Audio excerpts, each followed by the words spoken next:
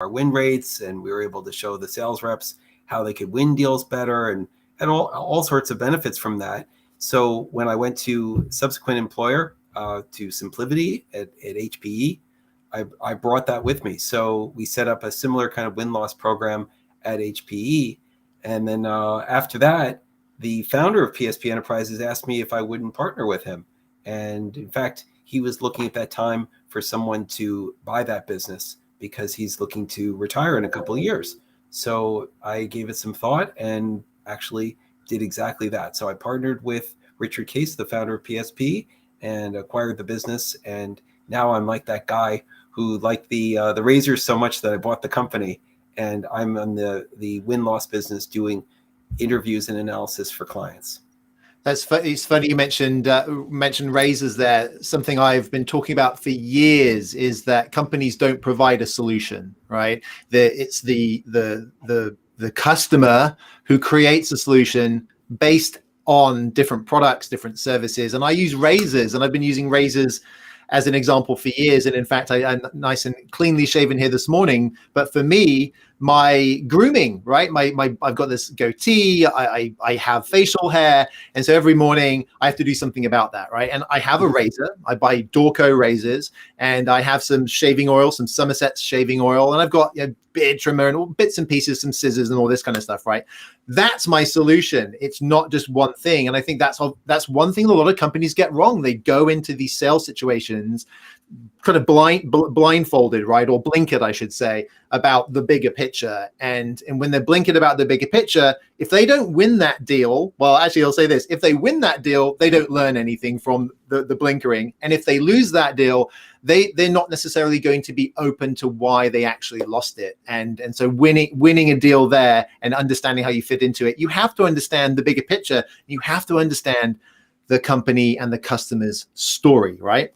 Exactly. So, the essence of what we do is we call up the customers of our clients after their deals are won or lost, after they close the deal.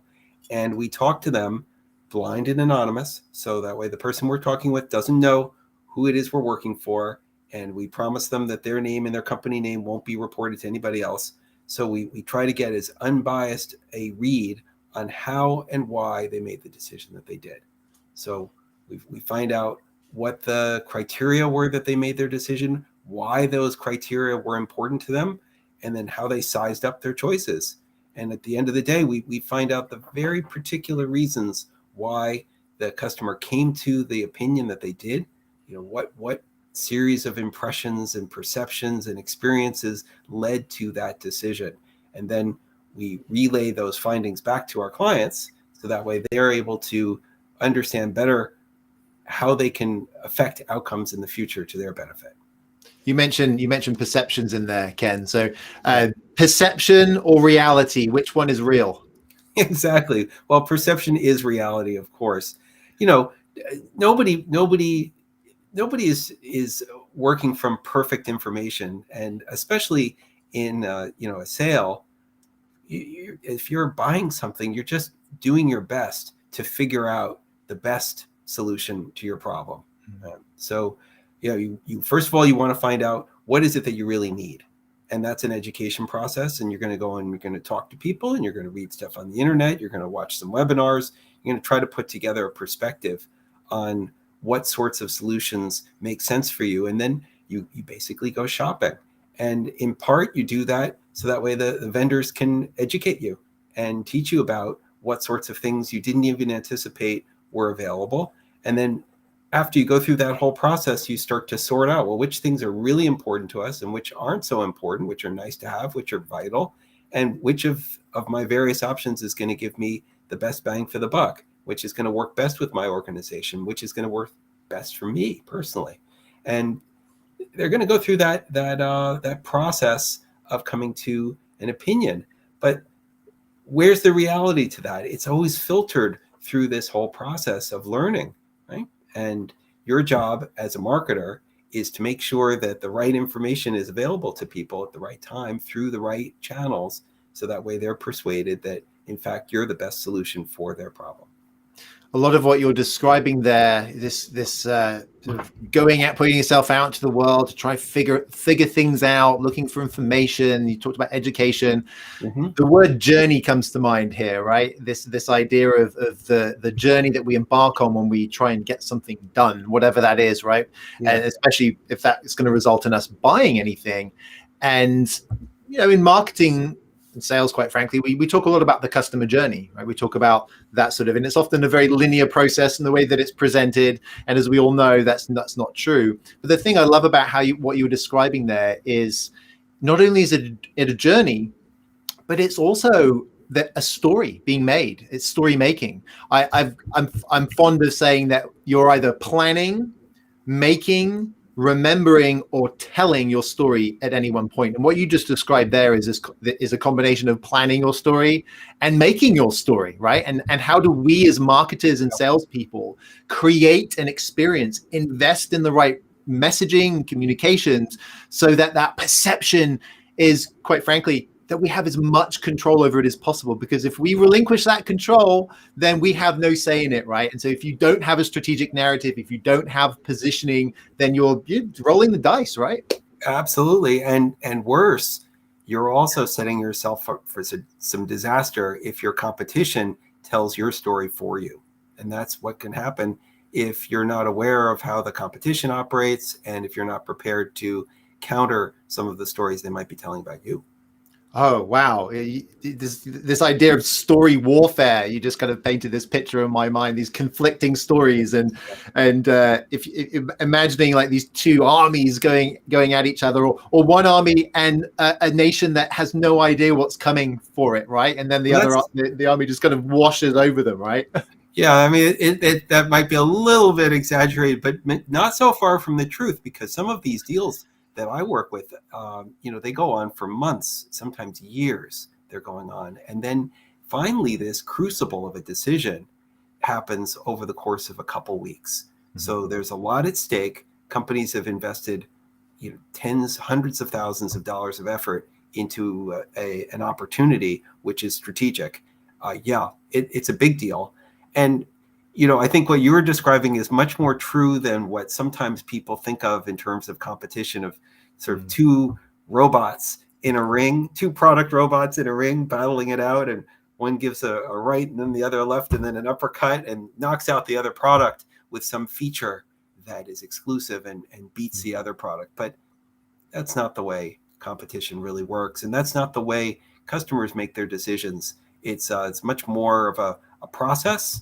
And it's something where I think, sales teams who win understand how to engage with customers and to really understand what they need, to influence what they understand they require in a genuine way, and then present themselves as the strongest option among several.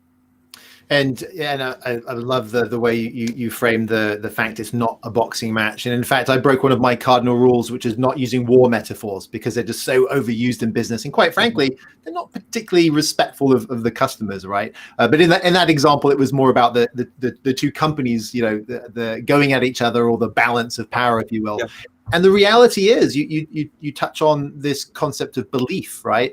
And when we go and we look for something, we look for people and companies that we believe in some way, shape, or form, right? If you're about to buy a product from a company, this could be a personal product, it could be something for your home, and you suddenly discover that the person you're buying it from is some horrible person, some racist, or has done something terrible, right? Are you going to want to give them your money? No. And why is that? It's like, well, you don't want to be associated. You don't want to be involved there. And so you don't believe in them. And the fact of the matter is that what is belief based on? It's actually based on language, right? It's our ability to communicate to each other, the stories we tell. Like the religions of the world are a perfect example of this, right? First of all, they were communicated through oral traditions, then it was written down. But ultimately, by hearing the stories, whether it's in a religion or in a business context, it gives you the opportunity to choose. Do I want to be a part of this story of this other entity, or do I want this other entity to be a part of my story?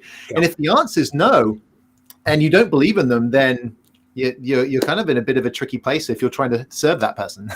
Yeah, well, I mean, there's so much to what you said that I relate to there.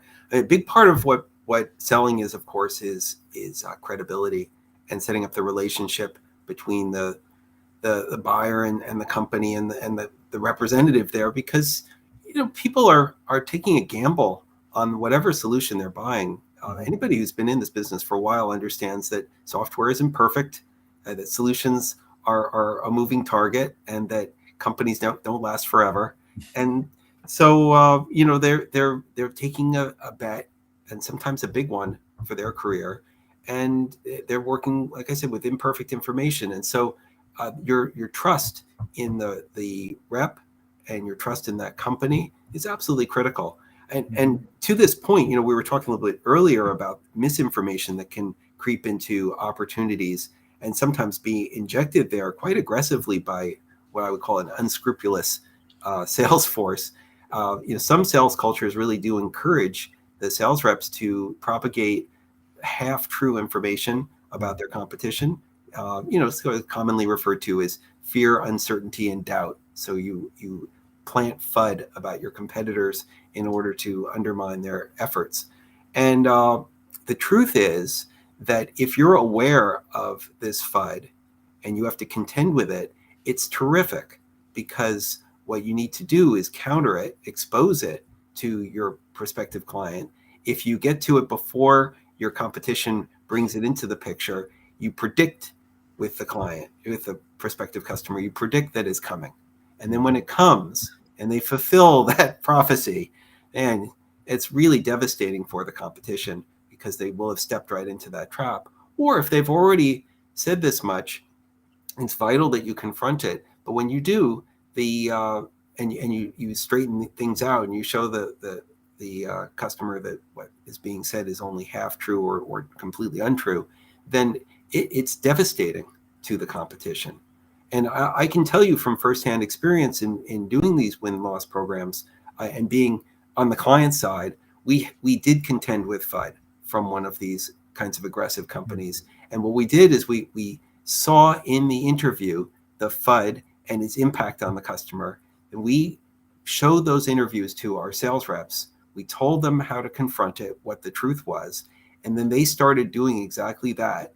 Then subsequent win-loss interviews with different customers, of course, showed that dynamic of these falsehoods being confronted and refuted, and then the customer trust moving from the competitor back towards ourselves. And so I have to say that if you find out about this FUD, it can be one of the greatest gifts from a competitor, but you do need to know about it, or you can be in serious trouble. No, that's fantastic, and it makes me think about a couple of things. The first is, some businesses are going to be experiencing that more than others, right? The FUD aspect, and then the other aspect is how you counter it and the best ways to counter it. So the first part is, how do you know that that's happening, right? And you only know it if you actually go out there and get the information. Yes. And what better way to do that than to actually go through a win-loss process, especially if you're a mid to a larger size company that's got thousands of customers around the world, and you need that telemetry. You need to be able to act on that telemetry. And then the other aspect is, okay, so now you know that, how do you counter it, right? And we spent a lot of time at Go Narrative talking about how people make decisions based on emotion. It's rooted in the limbic brain, the older part of the brain.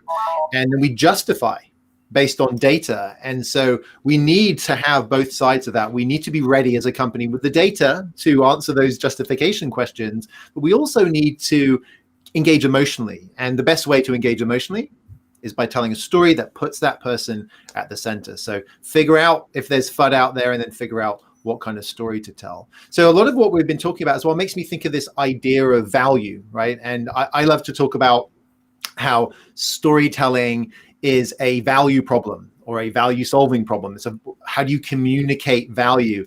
And in fact, how all of that started was around the campfire, right? And it was the stories that we would tell each other, that we would tell our children around the campfire. And the tribes that were the most successful at communicating the threats, the risks, the safety, where the poisonous berries were versus the edible berries, guess what? Those are the tribes that survived. The ones who didn't, they perished. And so the storytelling came out of that. And in fact, I also love to say how it's not storytelling is a paradox, right? It's not storytelling. Like I said earlier, it's like you're either planning, making, remembering, or telling your story. And that telling part is only a small part of it. And by living and breathing and interacting with the world, with vendors that we're looking to buy things from, we're engaging in that sort of understanding of value. And of course, storytelling is a way of delivering that value. But also, it makes me think about what we were talking about in terms of believing and choosing to be a part of something, or choosing to allow something to be a part of us. And that makes me think of the word value in a slightly different way. And that is of values, right? Do we have the same values, right? Does this company that I want to buy from, do I support their values? Do I feel like we align from a value perspective? And win-loss, I'm guessing, is a great way to understand how the scales are tipping from a value perspective. Is that the case? That can come in there. What you talk about is very interesting, especially with higher level executives that I talk to. You do see that come through, where there's a certain degree of a strategic alignment or value alignment that they perceive about the vendor that they're working with, that make them more of a partner rather than a supplier. And like I said, that tends to be more true with the more senior level decision makers than the lower level people who are frequently more concerned about more constrained problems around function or their particular departmental needs. But at the higher levels, that can be true. Things around strategic alignment, where the decision makers concerned about the vendor and whether they're putting all their eggs in one basket, and whether the vendor is a trustworthy to be taking care of so much of the IT estate. If they put too many eggs in one basket, then they can be beholden to that vendor and be in a tough situation. And if vendors cynically exploit that, which some do, then they can get themselves into terrible trouble. And some executives have had that personal experience and want to avoid it. And so they'll seek to divide up their investments across multiple vendors, even though that's a more expensive solution. They'll do that in order to avoid getting themselves into that kind of tricky situation. But if a vendor persuades them that they really are trustworthy because of the relationships they have with the executives, that can go a long way towards mitigating that kind of risk. And it is communicated by the reputation and the values that come through in all the communications of the vendor. I love how you mentioned the word persuasion there. It's one of the things that we've bumped into historically is the school of thought about creating your messaging, your communications on argument, right? Coming up with the best argument, right? And I've always found that really icky, right? Because it leaves so much on the table. And the fact you said the word persuasion, that makes me think of Aristotle's persuasion framework. And his persuasion framework was establish credibility, right? So, and ideally not bragging about yourself, but some type of established credibility, state the logic. Okay, so there's a bit of argument in there, right? But then put it in its place with engage emotionally, right? And best way to do that is with stories. Have a metaphor and be brief, right? So that's a persuasion framework. From we're literally talking for thousands of years. We've known this as humanity, and what you've just described there is a really great example of making sure that you've got all of those pieces together, and through the win-loss process, understanding what that looks like. In fact, we talk about untangling the knot. In fact, the French word for untangling the knot is denouement, and in fact, it's the third D from our 3D framework, which is this desire, difficulty, denouement. So you want something, if things are not perfect. If they were, we'd all be wildly successful beyond our wildest dreams, right? Every single one of us. And so there's difficulty that we have to overcome. And then denouement is how we untangle that knot. And there's emotion in there. There's the value system or the belief in the person you're buying from, and if you want to buy from them, the capabilities, the proof points, the stories, the social proof of other companies as well. But ultimately, that you are, what you're describing to me there is really making sure that when you come up with your stories using this framework, that you're having it be informed by the reality of what's actually happening within your customers and your lost customers, rather than just something that you're hypothesizing, or even if you do research on those hypotheses, right? If you're not going and actually speaking to the real people your company is talking to, you're not going to have all of that information. Oh, wow. This is so true. One of the areas that I always explore in the interview with the respondent is their experience with the sales teams. And I'll ask them, to rate the sales teams in terms of their professionalism, how consultative they were, how responsive, how competent they were, all of those dimensions. And they're all important, but I think that amongst all of those, the most important one is the desire to really understand what the customer needs and to ask good questions and to understand the perspective of the customer. In other words, to be consultative and to understand what the requirement is before you pitch anything. And I think this is so well known to sales teams that I hesitate to mention it, except that it's still very common that I hear from respondents that sales teams screw it up.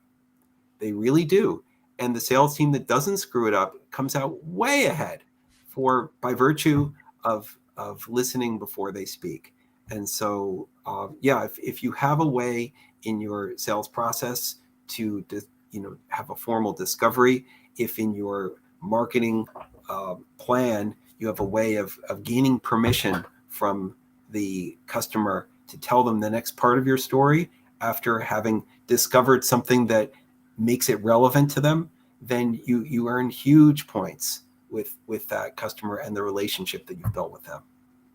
So you and I have talked about strengths and weaknesses, and a lot of what you're touching on there is how those are transmitted, right? And how they're effectively managed and handled by the sales team, and that the common denominator is communication.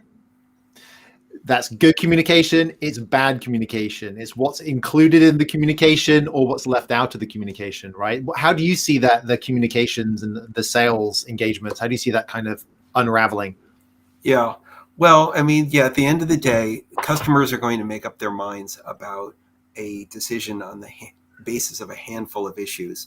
So, first of all, we can set aside the possibility that anybody is going to evaluate their choices on the basis of 100 different criteria. Now, that would be an RFP. Now, what they do is they look to simplify their decision by setting aside any considerations where all the vendors were effectively equal or good enough, and they'll also set aside any issues where they feel that the matter really isn't particularly relevant to them. So they'll try to boil down a decision to a handful of criteria where they see a significant difference that's important.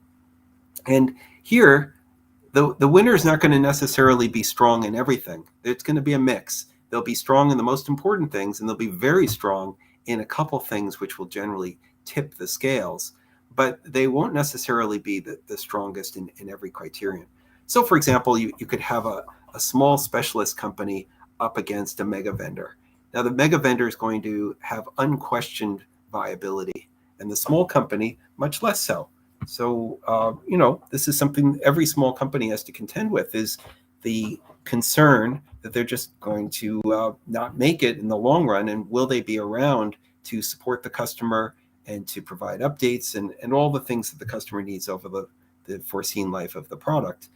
Now, when you think about winning a deal like this, if you're the small vendor, what are you going to do? One possibility is to just try to ignore it and hope that the customer doesn't focus on that. And that's very risky, because you might have the mega vendor come in and plant some pretty devastating FUD about your company and your prospects, and and set you up for a fail when you don't address this issue head on. So, the default thing is to communicate to the prospective customer your company story about your founders and their credibility, and about your backing from VCs, and how terrific your technology is. And every company does this, and they'll have a slide in their deck with a picture of their headquarters building, and these things are all basically good, but not as nearly as good as what the best companies do. And that, I will tell you, is they make sure that the senior executives spend some time with the prospective customer during the sales engagement. So they'll get the head of sales, or they'll get the CEO, they'll get some board members, whatever it takes to speak directly with that customer and make a relationship.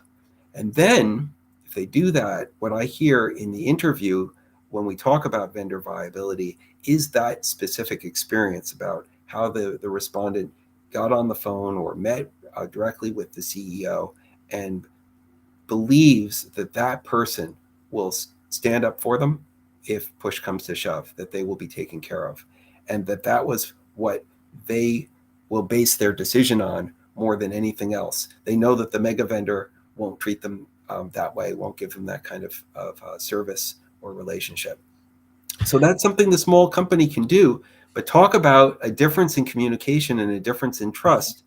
That goes a long way. So that would be my advice to small companies that are seeking to close big deals, is to make sure that your senior execs are involved in that manner.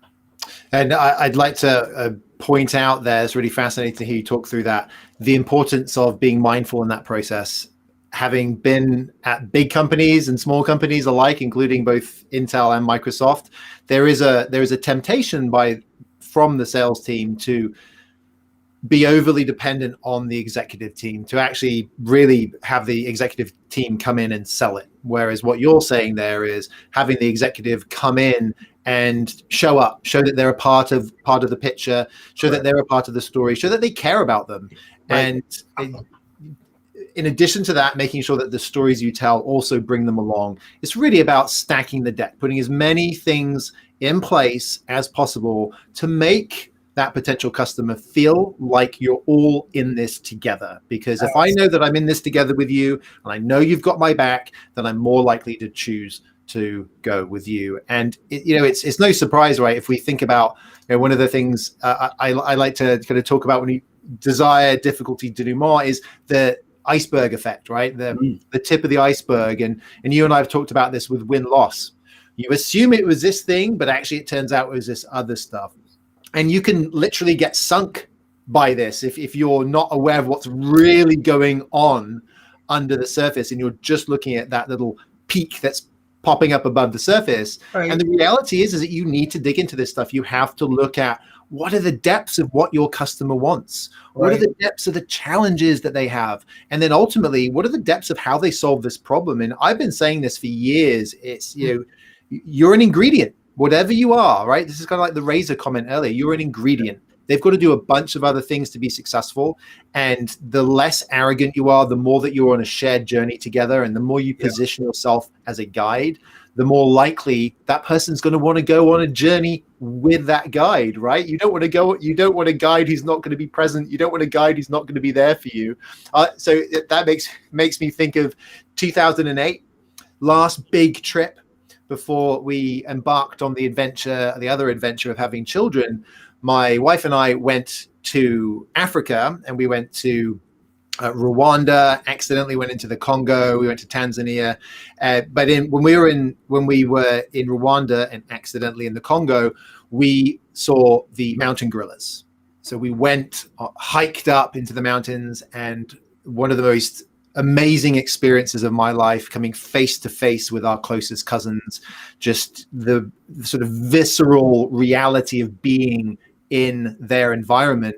And we had guides on that, and there was the main guide who knew exactly where to go, navigated us, told us about how to behave around these gorillas. Now, even though they were wild, there were some that had been they're socialized. So there's a few families that they allow humans to get close to, and they're very careful about this interaction. So they're wild, but they've been somewhat socialized to humans. And so the guide talks you through that and guides you through that process. And there was a couple of guards with AK-47s, which we were told were because of the potential for buffalo, but we think we know what it was really about. And so we felt very safe, even though we were on the border of the Congo. We're up in this mountain with these wild animals.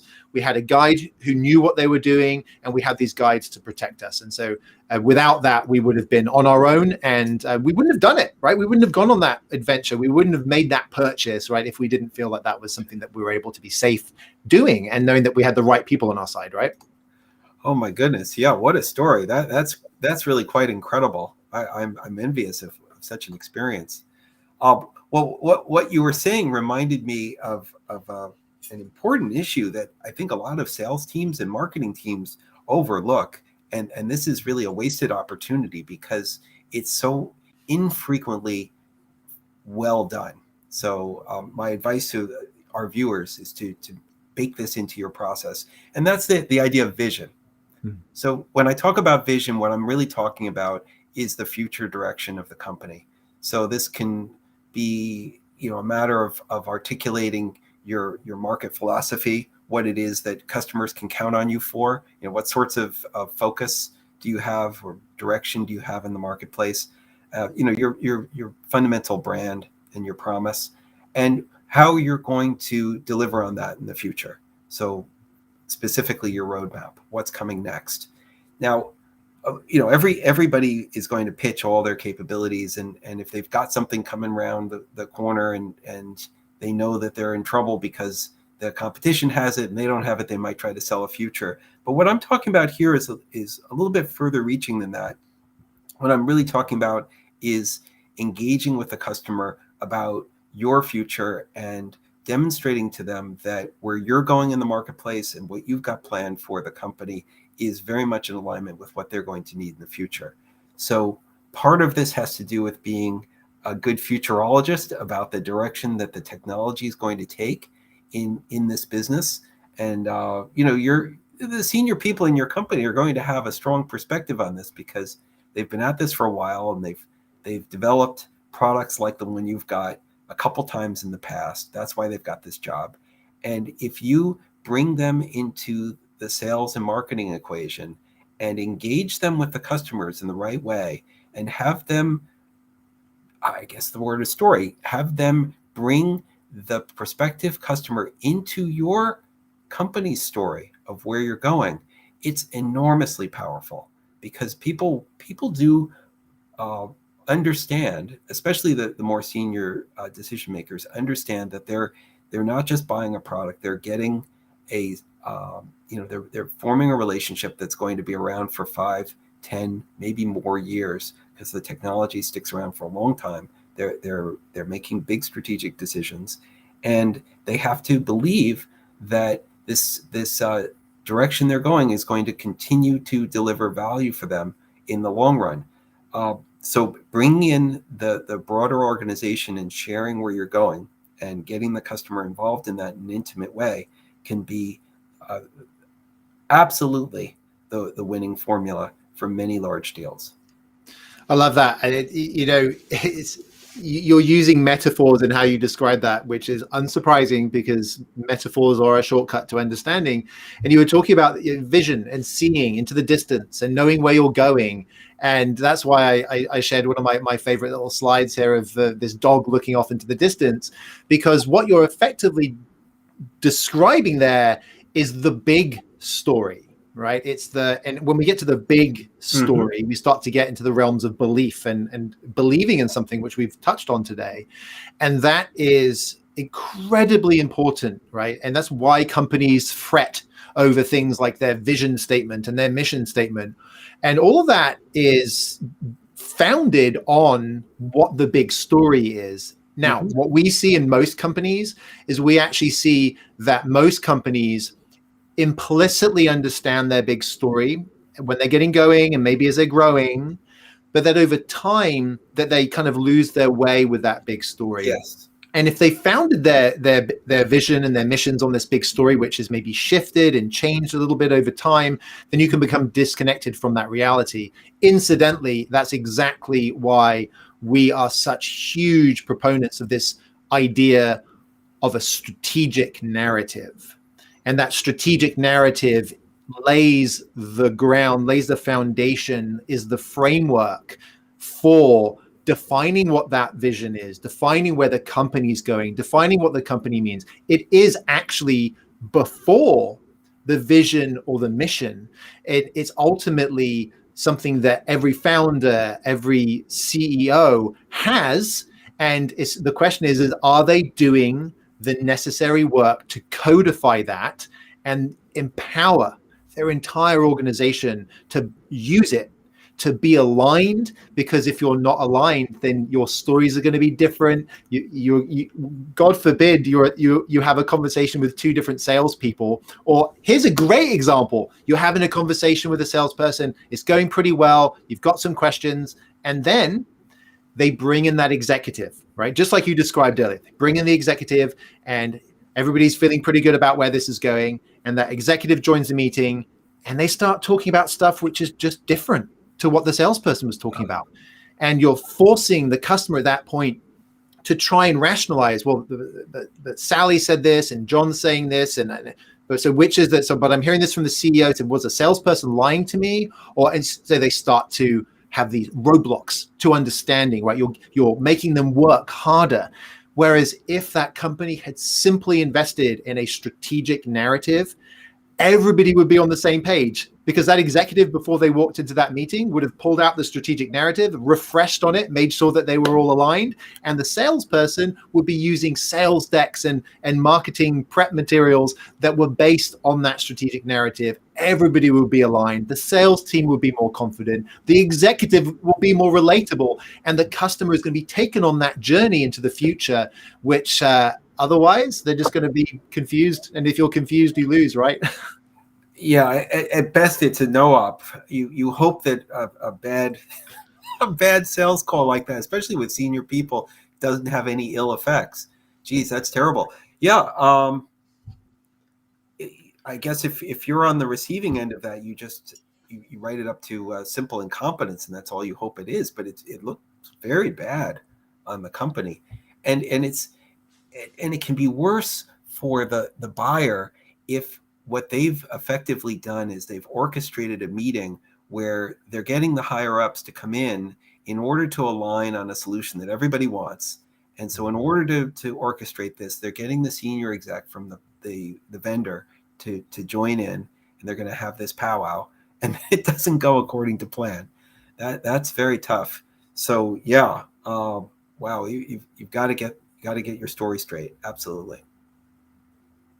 Absolutely. And I was looking to pull up something that we've got here.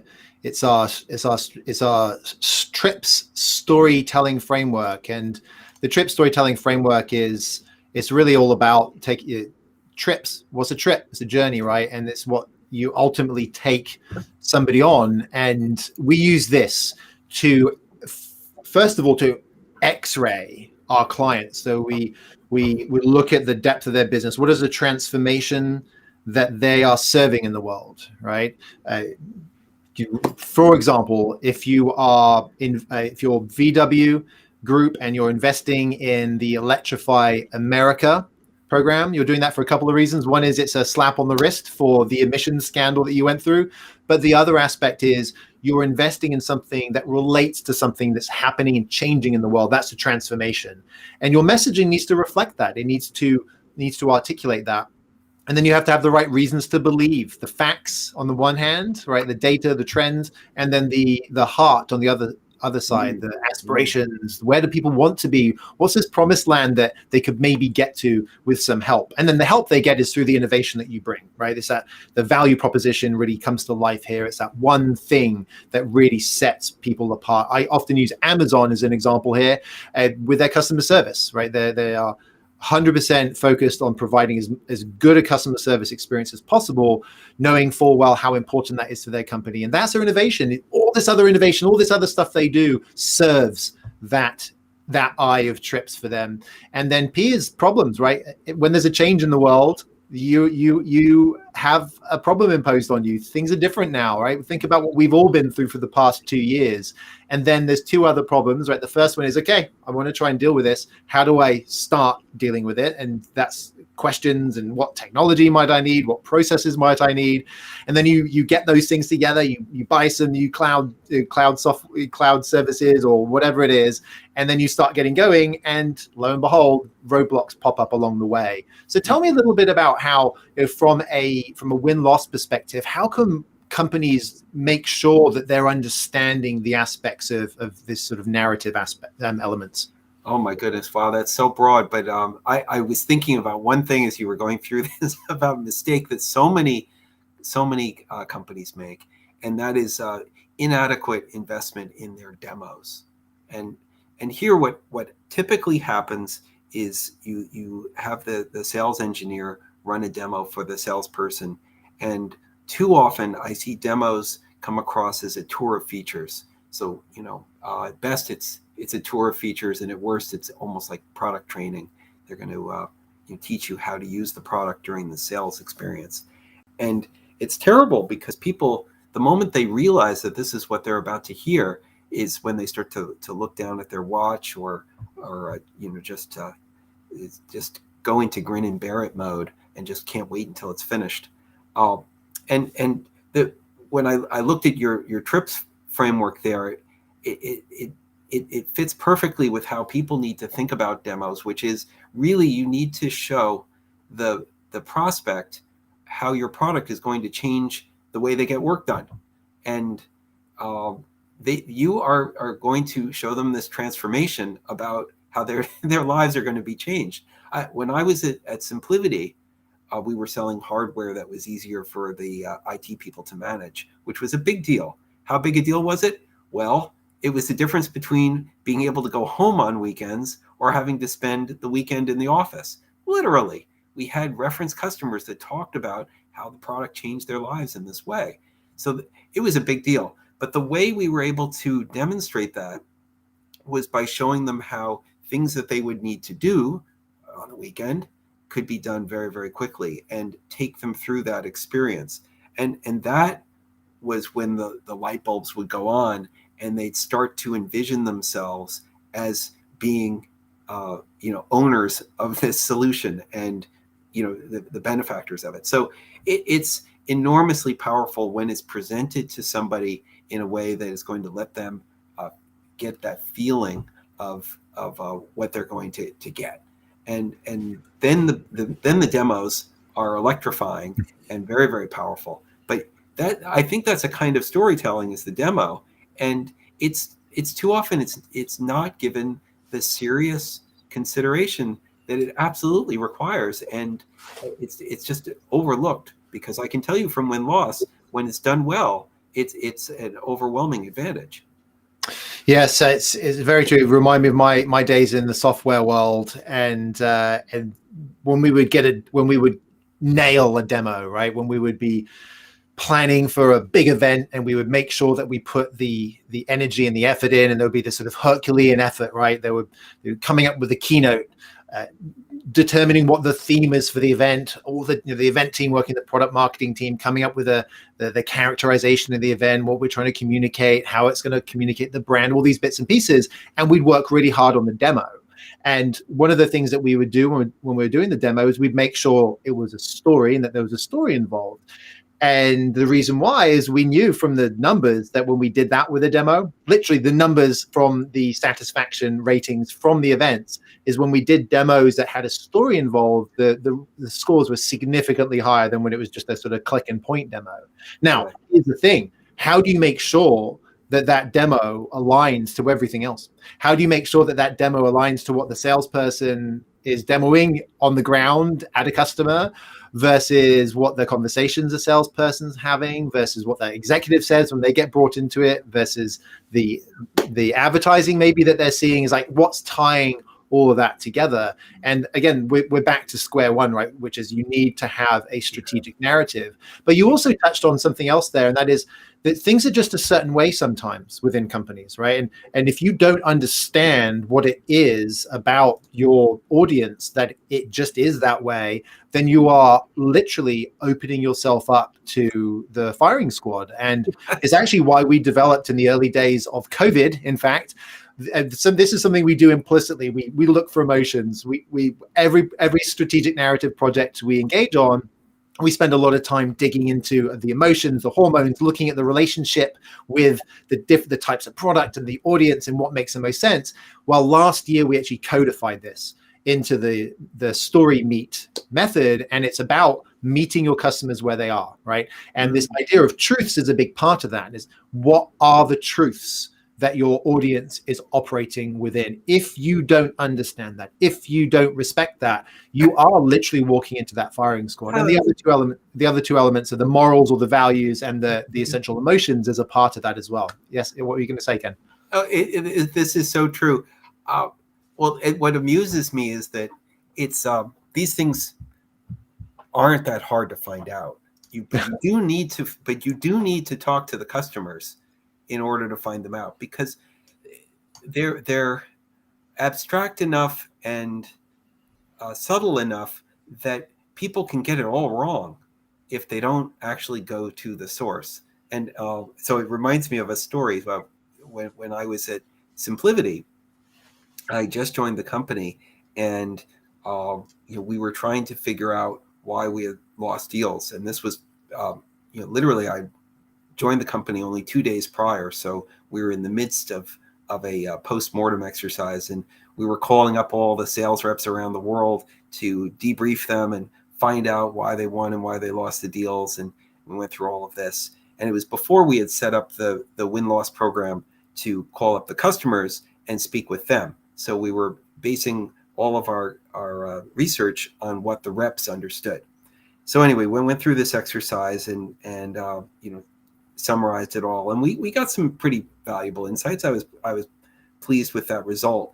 But when we started to call the customers and do the win-loss interviews with the customers, we discovered something completely different. And so it's a little bit of involved, so you'll have to bear with me. I'll tell you what happened. The number one reason for losing turns out to be something that not a single rep in all the interviews that we did mentioned, not a one. And that was that we didn't have support for the Microsoft Hyper-V operating system, which is basically, there were two operating systems that we could have chosen to support. One was from VMware, their vSphere system, and one was from Microsoft Hyper-V. And VMware had the market share, 80% market share. They're overwhelmingly dominant vendor. So it made perfect sense for us to support vSphere and not Hyper-V and just go forward. And if a sales rep were to call on a customer who really needed Hyper-V, then we would just qualify out and move on. So this everybody understood, and all the sales reps were properly trained in this, and they knew how to qualify an opportunity. And so no one would ever try to sell our product to a company that really needed Hyper-V. So imagine our surprise then that the number one reason for losing was lack of support for Hyper-V. So anyway, of course, in the win-loss interview, the interviewer asked why this was important. And the answer was not that they needed Hyper-V, but that if VMware heard that the customer had purchased hardware that worked only with VMware and nothing else, then that would be the last time they got a discount for vSphere or anything else from VMware for that matter. So the issue wasn't around the requirement to run software on the machine. It was around the strategic leverage that the client would have, the customer would have, with a very important software vendor. And this was completely missed. But you can understand the fear that someone would have to be in that situation where they have zero bargaining power against a vendor, and they can't put themselves in that situation. And we had missed this point entirely. So, well, as it turned out, we actually had a Hyper-V project in the works, but it was a secret. So it was a little bit like Dr. Strangelove and the Doomsday Machine that was a secret, and the joke was, well, how can you keep it a secret? Well, they wanted to make it a surprise. Anyway, we decided that we should not make it a secret, and so we started to talk about it with prospective customers, that the Hyper-V solution was in the works, and that we were an entirely open solution, and we would be working with multiple operating systems. And it took this issue off the table, and our win rate went up dramatically. So this one thing turned out to be worth millions of dollars, but it was completely overlooked because we had relied on the salespeople to interpret for us what was in the minds of the customers. And you cannot use the salespeople, or anybody else for that matter, to do mind reading for you. Just talk to them and find out where their hearts lie. What are their real concerns? In this instance, it was around a strategic issue that made perfect sense once you knew about it, but it was easily overlooked when you were thinking about it through the prism of other concerns. And this is the value of doing your research. And then when you have that, the storytelling, I don't think is very complicated. We knew what to do, but just had to get that insight.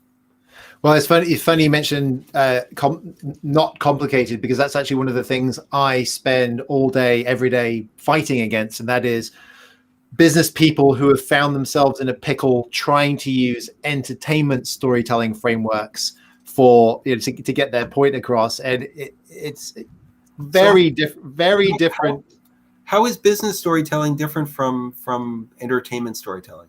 Well, so if you go and try and find any of the storytelling frameworks out there, most of what you'll find is based on Joseph Campbell's monomyth, and there's some different iterations of it, some of which are 10 or 12 steps, but the full one is 17 steps. And so that's how it's different, right? Business storytelling is really about getting pragmatic and practical. These frameworks, these storytelling frameworks, came out of artifacts of story, and those artifacts were storytelling, plays, novels, films, right? These are where these came from. Pixar is on here, right? And those are artifacts of this idea of story, but they are not actually story itself. Storytelling is much deeper. Storytelling is a part of how we make sense of the world. We've touched on that today, right? You're kind of always putting yourself at the center of your story. And so if you try and use these entertainment storytelling frameworks, you're going to find yourself in a position where you're going to get lost. You're not going to be able to quickly and easily articulate what that story is. And you're going to, at the end of the day, you're going to be rolling the dice, right? You're going to be taking a risk. You're going to be guessing. You're going to be hoping that you're saying the right things, and that's very similar to what you're talking about, right? So if you're rolling the dice trying to use these complex frameworks, and you're rolling the dice trying to make decisions based on what your salespeople say. So, and that's ultimately, Ken, is why you and I started our relationship in the first place. We got connected through a mutual collaborator, and it was a very clear conversation. Win-loss insights. That research, that depth adds to the building blocks for the storytelling, helps you understand the customer, helps you understand the landscape, it helps you understand the big picture. You need that. You need the hypothesis of your company. You also need external research as well, different triangulation of research, right? Brand research and all that good stuff. But if you don't have win-loss, you are leaving a big piece of that puzzle out. Just like if you're not using storytelling structures, you're leaving a big piece of the puzzle out as well. And please, everybody, don't try and use the hero's journey when you're creating a presentation. You will get lost.